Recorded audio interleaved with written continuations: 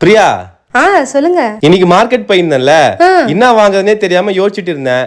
பேக்கரியில ஃப்ரெஷ்ஷா பிரெட் இருந்துச்சு, அதான் ஒரு பாக்கெட் வாங்கிட்டு வந்துட்டேன். இன்னைக்கு இதுல எதாவது செஞ்சு கூட. சூப்பரா சாண்ட்விச் செஞ்சு தரேன். ரொம்ப ஈஸியா சிம்பிளா ஜஸ்ட் ஒரு 5 மினிட்ஸ்ல இந்த சிம்பிள் சாண்ட்விச் செஞ்சிடலாங்க. இது செய்யறதுக்கு 1 கப் அளவுக்கு கடலை மாவு, ஒரு 1/2 ஸ்பூன் கிட்ட ஓமம், ஒரு 1/2 ஸ்பூன் கிட்ட மிளகாய் தூள், 1/4 ஸ்பூன் கிட்ட கரம் மசாலா, இதுக்கு தேவையான உப்பு, கொஞ்சமா மஞ்சத்தூள் இதெல்லாம் சேர்த்துட்டு தண்ணி விட்டு கொஞ்சமா இது போல கரைச்சி எடுத்துக்கலாம்.